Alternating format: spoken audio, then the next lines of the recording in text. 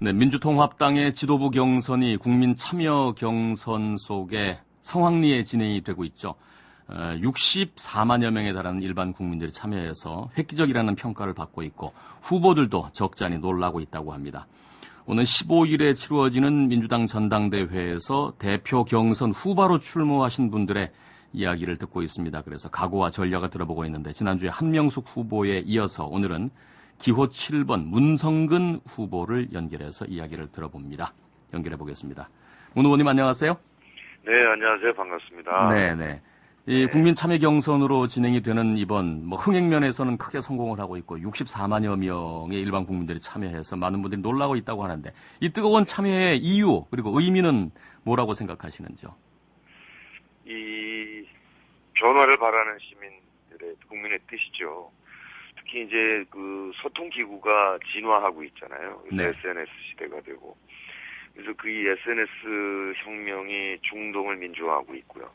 또 유럽과 미국에서는 이제 직접 민주주의적 요구를 많이 시민들이 하고 계시죠. 네. 우리 경우에는 워낙에 IT 세계 최강이잖아요. 네. 그리고 스마트폰도 2천만 대씩 보급되고 있고 그렇기 때문에 시민들께서 정당 내의 움직임, 행정의 움직임 이런 부분에 대해서 직접 발언하겠다라는 의지가 표출되고 있는 것이다 이렇게 생각합니다. 네. 그만큼 기존의 어떤 정치적인 의사표현 소통 또는 기구가 제 역할을 못했다 이런 그러니까, 얘기도 되겠죠? 그렇죠. 정당이 시민의 뜻을 제대로 대의하지 못해왔던 거죠. 자기들끼리 이렇게 벽을 치고 자기 안에서 정당 안에서만 모든 것이 움직였기 때문에 시민들께서 그 내용을 알 수도 없고 그러니까 불신만 깊어지는 거고요. 정당에서 내미는 그 공천하는 후보들 경우에는 시민들의 마음에 안 들고 점점 더 싫어지고 이런 게 서로 이제 오래되면서 정당 불신, 정치 불신이 깊어진 거죠. 근데 이제 그 벽을 털어버리고 모든 것을 시민들께서 직접 결정하실 수 있게 정당 구조를 바꾸니까 재밌다. 내가 들어가면 달라질라나. 또 사실 박원순 변호사를 시민들께서 참여하셔서 당선시키셨잖아요. 네. 그러니까 그런 자신감도 생겼고 재미도 있고 또 나라 바뀌는 게 보이고 그러니까 많이 나오시는 것 같습니다. 지금 문성근 후보께서 이제 15일날 뚜껑이 딱 열려봐야 알겠습니다만은 지금까지의 관측으로는 상당히 유력하신 걸로 지금 나오고 있잖아요. 글쎄요, 지금 표본이 80만에 가깝기 때문에. 네. 이거는 이제 정말 국민의 뜻이라서 그저 최선을 다하고 판단을 기다려야죠. 아무래도 이렇게 많은 분들이 국민 경선에 참여하신 것들이 문 후보께는 그래도 큰 도움이 되겠죠? 이게 그동안 정당 내부 행사가 옆으로 펼쳐진 거니까. 네. 네, 그 시민과 얼마나 소통을 많이 해왔는가, 시민의 뜻을 얼마나 잘 대의할 것 같이 보이는가, 그동안 살아온 게 잘 했던가, 이런 게 종합적으로 판단되지 싶습니다. 네.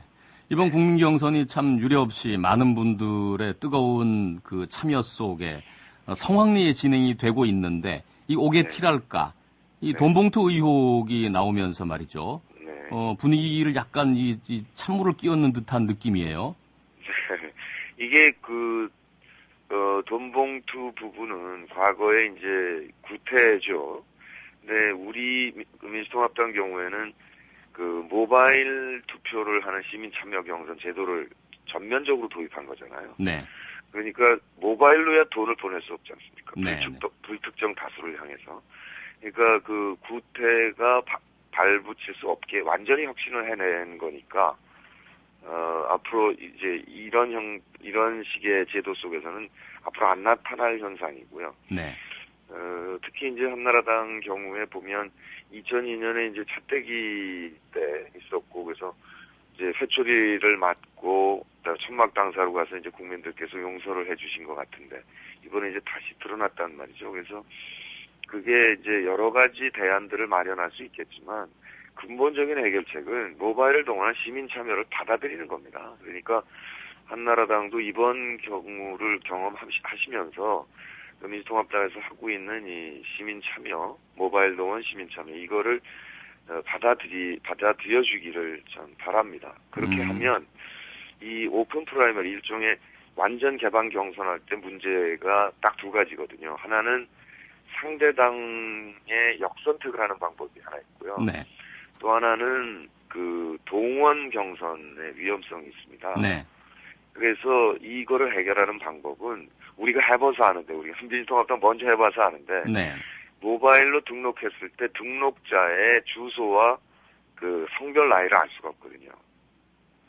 그러니까 이번에 정보통신법과 선거법, 정당법 등을 여야 합의로 해서 그 조정을 하면, 예, 근데 우리가 전화번호부만 선관위에 제출하면 선관위에서 그 소유자의 그 번지수 제외한 주소와 그다음에 성별 나이를 통신 3사로부터 받아서 그 정당에 되돌려주면 그 양당 간에 중복되는 건 무효화하면 역선택은 방지되고요.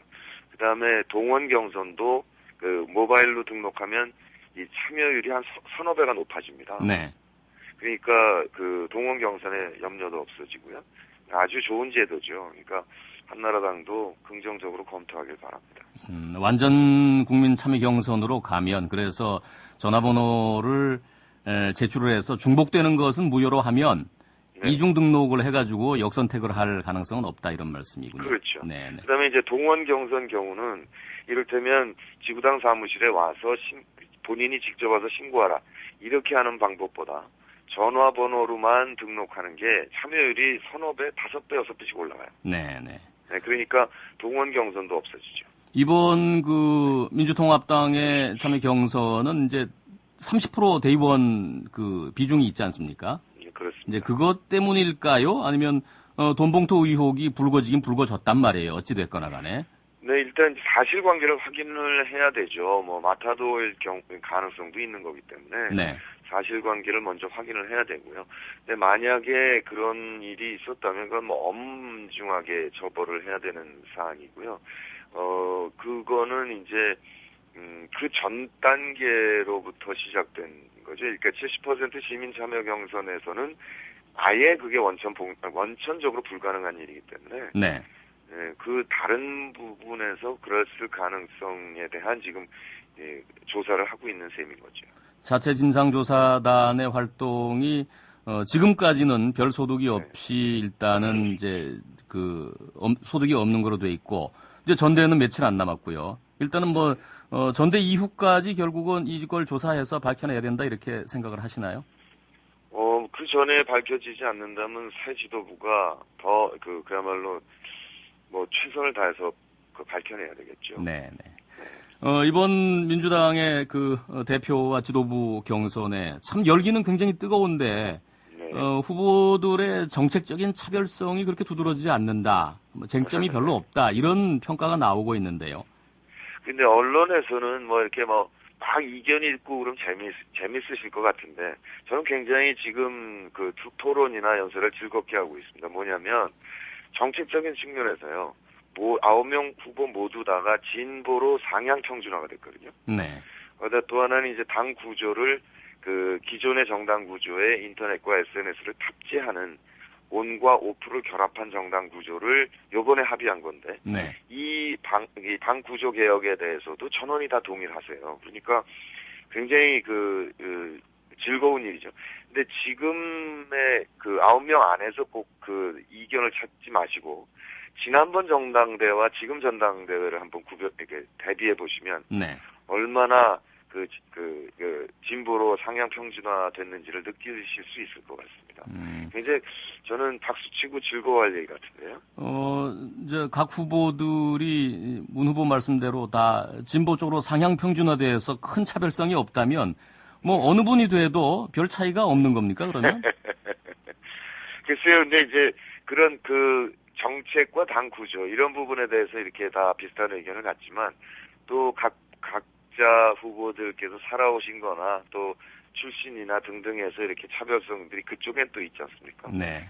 좋은 지금 이 상태에서 어떻게 당 개혁을 완수하고 총선을 승리할 건지에 있어서 가장 좋은 사람이 누굴까 이렇게 잘 판단해 주실 거라고 생각합니다. 왜 그런 말씀 드렸냐면요. 네. 이제 정책적인 차이가 분명치 않으면 아무래도 네. 이제 인물의 이미지 또는 이게 조직하고는 상관이 없다고 하지만 나름대로 각자의 지지의 단체 또는 그 세력들의 지원을 얻고 계시기 때문에 이것도 광의의 조직적인 그 후원이라고 본다면 이미지나 조직 선거가 여전히 재현될 개연성은 있는 거 아니겠습니까?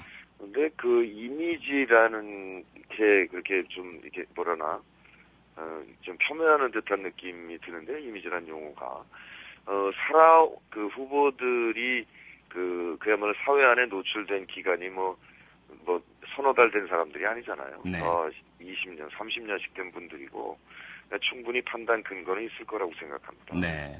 네. 문 후보님께서 어느 인터뷰에서 정치도 영화와 같은 상상력이 필요하다고 말씀하셨다는 걸 제가 본 적이 있는데 문 후보님의 이 상상력이 가미되어 있는 문 후보만의 독특한 차별적인 정책은 혹시 뭐가 있을까요? 일단 이 온과 오프를 결합한 정당 구조를 그러니까 창안한 게 저고요. 네. 그래서 제가 제안해서 성공시킨 거죠. 그런데 겉으로 이제 드러나는 현상은 대표와 총선 후보를 100% 시민 참여로 한다. 이런 제도로 드러나고 있지만 사실 그 안에 정당 구조를 그에 맞게 구현해내야 되거든요. 근데 네.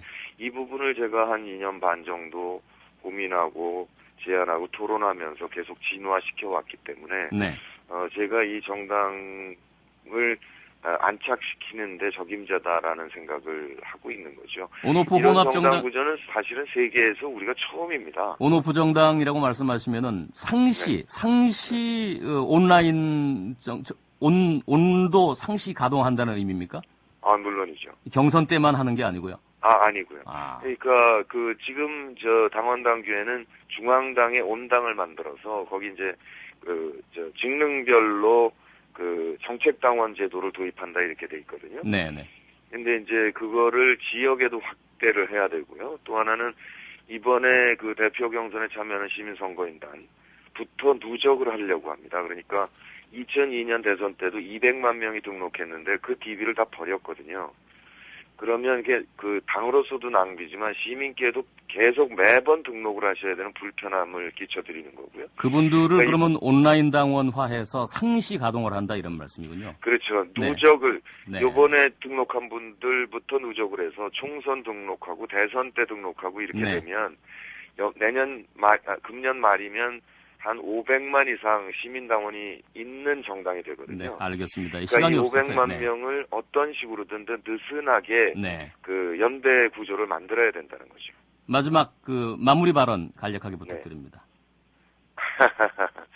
예, 정당 혁명을 위해서, 통합을 위해서 지난 1년 반 열심히 노력했습니다. 이만큼 성공했는데 민주통합당이 대단히 큰 변화를 이루었지만 아직 체감을 못하고 계십니다. 제가 대표가 돼서 완전히 새로운 정당임을 확인하고 그걸로 4월 총선 때 공천혁명을 이루어서 꼭 정권 교체를 하도록 하겠습니다. 네, 알겠습니다. 말씀 잘 들었습니다. 네, 고맙습니다. 네, 민주통합당 지도부 경선에 나선 기호 7번 문성근 후보 이야기를 들어봤고요. 내일은 기호 6번 박영선 후보 이야기를 듣도록 하겠습니다.